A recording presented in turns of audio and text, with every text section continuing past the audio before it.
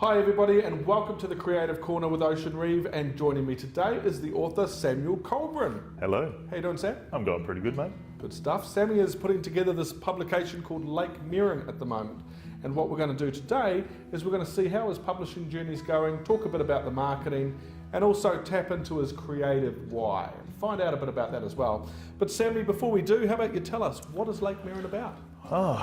Lake Merrin, well, it's a bit of a surprise project. It was never my intention to actually write a novel. It's really about a guy, an average guy, who's finding his way through the world. He has a bit of a rough past, and he's now moving on to living a new future. Now, something happens. While he's trying to find roof over his head, food on the table, and things like this, something happens to him. Now, not to go into spoilers because that's a very pivotal thing about the book, but because of that, he has to decide to himself, should he be a hero? Nice. Well teased. You know, I've got a million questions I want to ask him about this character now, but what I really want to know is the writing process. How many hours a day would you spend writing, and also marketing? How many hours do you Until recently, I was probably marketing at least 6 to 8 hours a day, a lot. And I was actually not writing very much, except for if it was based for marketing. So if I was writing a blog, which will be purely for moving my marketing and promotional of my book forward. Yeah. And I started losing touch. I started realizing that I was losing touch on my creative side. And because of that, I've now changed. I'm switching up things. I'm writing more about what I want to write about, not about what's pushing the agenda, the marketing agenda of my book. Because either way, people are going to find out who I am, how I write. They're going to fall in love with that style. They're going to fall in love with my words. And that is just as important than shoving it in their faces, buy my book, buy my book, buy my book. This is like, I think being a little bit more gentler is a little bit nicer than, you know, basically rocking up at someone's door, banging on their thing and going, you're going to buy my book right now. Well, I'll tell you what, mate, if you showed up at my house with that frame speaking like that, I'd be going, how many copies do you want me to buy? But I agree. Okay. Nice. I agree with you though. I actually think marketing, you should never say those words, buy my book. I think those words actually, we're oversold too. I think everywhere you look, there's billboards, advertising, online, social media. I was watching a TV show online the other day, and every 10 minutes there's now an ad there. So we are oversold to, and marketing needs to be more organic. So have you got a kind of like a work-life balance with creativity and marketing now? I'm switching it to, I'm spending about 1.5 to maybe 2 hours maximum a day, split out through the day. Can you tell us about some of the challenges you've faced in this journey? And obviously you've identified that the creative marketing balance is one. What else? One thing that I've, like starting off in the creative side of it, I didn't realize there was this big stepping stone between the storyteller and a writer. Like, I thought it would just be, you know, hey, I got a great story. And I even tell people, you know, what's more important, having a story or being perfect at grammar and spelling? I always tell people you have to have a good story, because grammar and spelling can be fixed later on. But now I'm starting to realize it's not just the story, it's about the quality of story. Understanding the delivery, understanding how to involve your reader. And I found recording myself, reading out my book and listening to it makes me feel like I'm the actual reader, not the writer anymore. And that was actually my main decision, to delay my book, to push it back and to go back and rewrite it. That's a really good exercise that you've identified there. So some good advice, which is if you've got a little bit of doubt or concern about how the delivery of the story is, record yourself and listen back to it and see if it connects with you as a reader. Yeah. And clearly that had a lot to do with your decision making. It was definitely a big like telltale sign for me, because I know where he is. I know what he's doing.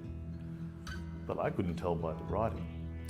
Wow, that's awesome. And You it's just discovered like, that. yeah, and I'm like, and that's what I've changed. I've changed that whole approach, the whole delivery, and it's just improved it 10,000%. What does literary success look like to you? So once the book is actually published into the marketplace, how do you measure success? Well, I don't measure my success through money because there are a lot better jobs to make money. It's not about that, it's about connection. Me connecting to my readers. And it reflects back down to why I've gone back to rewrite. It wasn't for me, like it partially was, but what it really was for was my readers. Because I actually have fans. Like I have fans about my world way before I even started writing my book. And I asked one, he was actually one of the founding members of helping me create this, and I asked him, what makes my stories interesting? And he said, the connection, the emotional connection. You diving into this, and it's just that makes you want to know more, makes you want to involve yourself in this world of Fablinovia. And that is it, and it's how you tell it. You involve us, we're there. We are a part of that story. And I went, and I thought to myself, that's what I'm missing. I'm missing that connection. I've made it too bland and generic, trying something fancy without forgetting the fact that I don't have that emotional connection.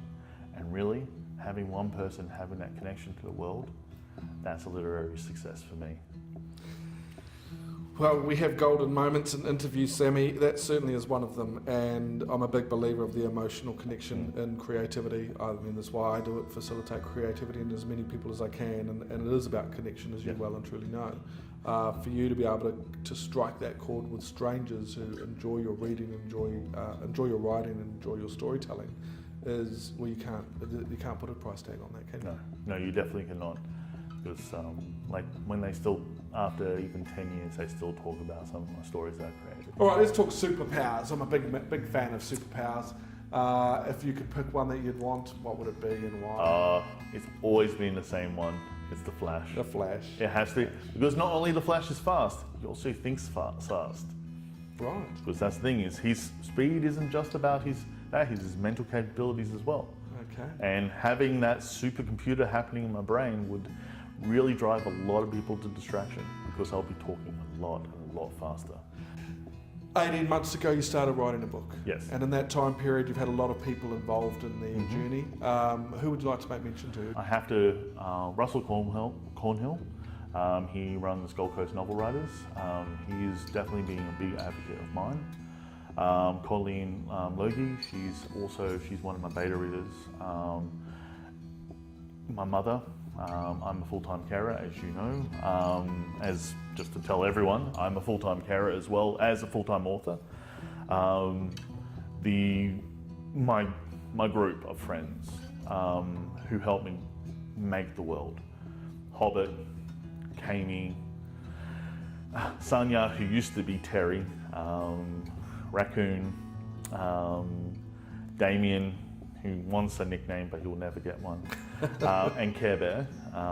They were the ones who basically helped me flesh out the world. I have to thank also, I've already mentioned Gold Coast Novel Writers and also Writers Activation. Helen Stubbs, who is the curator of that. Kea Chaplin, she's also another beta reader. Kate Foster, she's an editor and owner of a publishing company.